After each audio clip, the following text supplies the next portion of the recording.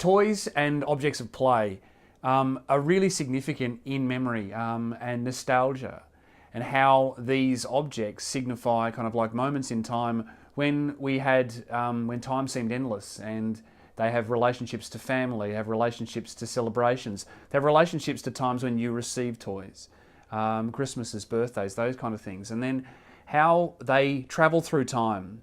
And sometimes they age like we do, other times they don't. And how do our relationships with these toys change and represent the lived experience of being a child? So in my artistic career and research, my passion and the thing that kind of like, really gets me interested is about kind of like toys, specifically generational toys, toys that are of my generational experience, things that I remember playing with as a child in the 70s and 80s that have a significant role to play in my memories. Now, the things that I'm talking about are things that actually that everyone can identify with, like a Star Wars figurine. Now, these were made in 1977-78 when the first Star Wars film was produced.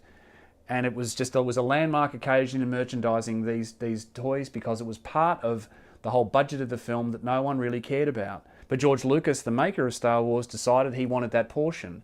And that kind of started off what is kind of like is known as kind of toy merchandising for film. So these kind of had a story and a narrative that was attached to them that was about Star Wars and about that movie, or those series of movies. But for me, I wanted to play with these toys and live out those same narratives in the playground. These were mass-produced. Everyone had these, or a lot of kids in my generation had these toys. But the difference between the experience of this toy and the experience of this toy are very different. And so even though mass-produced, the played experience of this toy is very different to this one. And that's where a personal story and narrative is most important.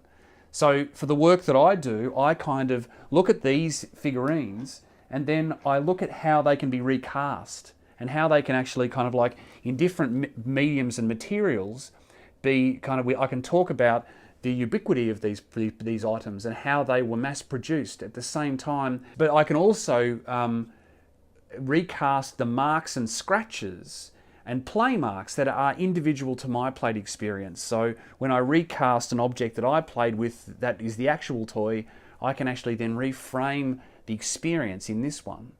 So for my practice and the things that I'm looking at is that I'm looking at two things that are happening at once.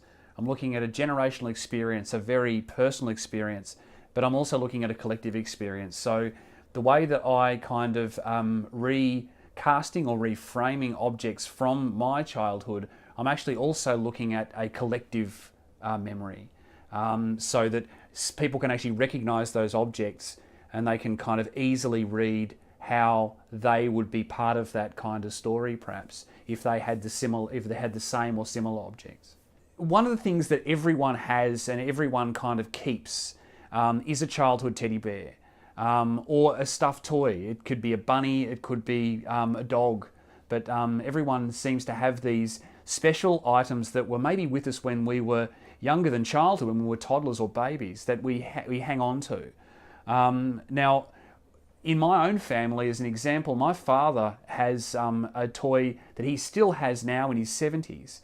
It's affectionately known as Dog Dog, and it was a dog that was made out of carpet for him as a boy.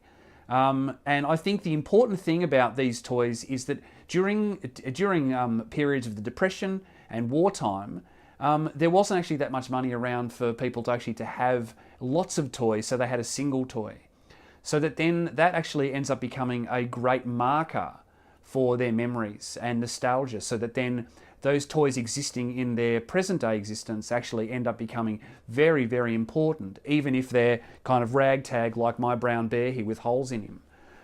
So the images that I have of my father as a young boy with that dog, and now as a 70-year-old with that dog, they still hold that same joyful look, I think. And I think that's why nostalgia is such a powerful emotion when it comes to these objects. Another thing that I'm interested in is how toys kind of travel through time and how they're managed and how they're collected, how they're revered, how they're displayed.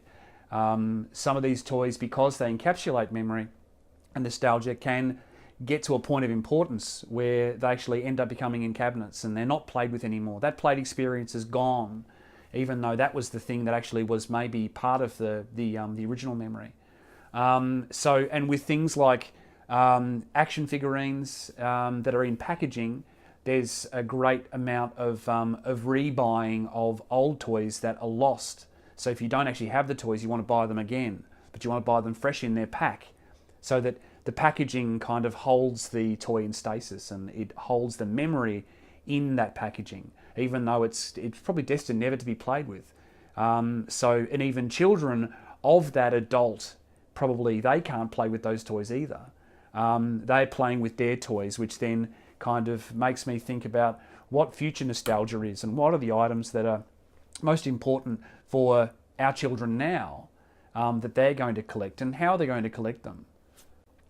So one thing that I have been passionate about for years are cereal toys. So these are small plastic toys. They were called cereal premiums. So these were things that were inside little cellophane bags in your cereal. These ones in particular are my favourite cereal toys, and they're called Thule birds. They're all kind of birds, but they're in the shape of saws and oil cans and wrenches. These were made in Melbourne, and they used to make them through the night, injection moulding these little things to go into cornflakes and Cocoa Pops and Sanitarium and Kellogg's products around the country and in New Zealand. And now they've actually become quite valuable. These were worthless. These were something that you got extra in a box of cereal and they had no value. So the interesting thing about these is their value, is that this is just an inanimate object, but through time and through it becoming rare, it becomes more of a valued thing. And these little toys, if you start to research them, it's a beautiful well of wonderful memories and interesting items that were made by a small company in Melbourne.